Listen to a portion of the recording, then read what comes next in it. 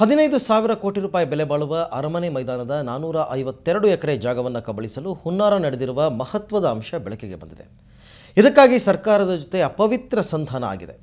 ಮೈಸೂರು ರಾಜವಂಶಸ್ಥ ಶ್ರೀಕಂಠದತ್ತ ನರಸಿಂಹರಾಜ ಒಡೆಯರ್, 5 ಸಹೋದರಿಯರು, real estate ಉದ್ಯಮಿ Dayananda pi ಹಾಗೂ ಅವರ ಸಹವರ್ತಿಗಳು ಈ ಭೂಮಿ ಕಬಳಿಸುವ ಹುನ್ನಾರ ಮಾಡಿದ್ದಾರೆ.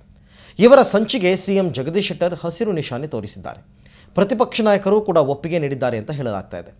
ನಗರ ಭೂ ಮಿತಿ ಮತ್ತು ವಿನಿಮಯ ಕಾಯ್ದೆ ಅನ್ವಯ 1996ರಲ್ಲಿ ಅಂದಿನ ಸರ್ಕಾರ ಬೆಂಗಳೂರು ಅರಮನೆ ಅರ್ಜನೆ ಮತ್ತು ವರ್ಗಾವಣೆ ವಿಧೇಯಕ ರೂಪಿಸಿ 452 ಎಕರೆ ಜಾಗವನ್ನು ವಶಪಡಿಸಿಕೊಂಡಿತ್ತು. ಇದರ ವಿರುದ್ಧ ರಾಜವಂಶಸ್ಥರು ಹೂಡಿರುವ ಅರ್ಜಿ ವಿಚಾರಣೆ ನಡೆಸುತ್ತಿರುವ ಸುಪ್ರೀಂ ಕೋರ್ಟ್ ಯಥಾಸ್ಥಿತಿ ಕಾಯ್ದುಕೊಳ್ಳುವಂತೆ ಮಧ್ಯಂತರ ತೀರ್ಪು ನೀಡಿದೆ. ಆದರೆ ಅಂತಿಮ ಆದೇಶ ಬರುವ ಮುನ್ನವೇ ಸರ್ಕಾರದೊಂದಿಗೆ ಸಂಧಾನ ಕುದುರಿಸಿ ಭೂಮಿ ನುಂಗುವ ಸಂಚು ರೂಪಿಸಿದ್ದಾರೆ.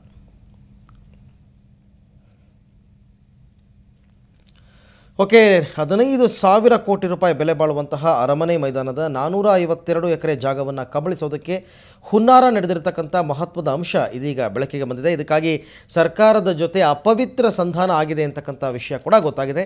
ಮೈಸೂರು ರಾಜವಂಶಸ್ಥ ಶ್ರೀಕಂಠದತ್ತ ನರಸಿಂಹರಾಜ ಒಡೆಯರ್, ಎಸ್ಟೇಟ್ ಉದ್ಯಮಿ ದಯಾನಂದ ಪೈ ಹಾಗೂ ಅವರ ಸಹವರ್ತಿಗಳು ಈ ಭೂಮಿಯನ್ನು ಕಬಳಿಸುವ ಹುನ್ನಾರವನ್ನು ಮಾಡಿದ್ದಾರೆ.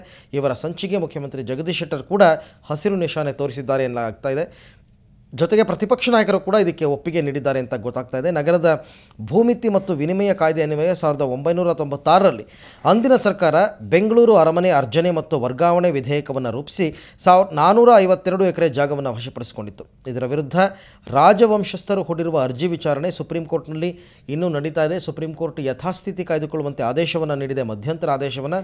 ಆದರೆ ಅಂತಿಮ ಆದೇಶ ಬರೋದಕ್ಕೆ ಮುನ್ನವೇ ಸರ್ಕಾರದ ಜೊತೆ ಸಂಧಾನವನ್ನು ಕುದುರಿಸಿ ಭೂಮಿ ನುಂಗುವಂತಹ ಸಂಚನ್ನು ರೂಪಿಸಿರುವುದು ಇದೀಗ ಬೆಳಕಿಗೆ ಬಂದಿದೆ.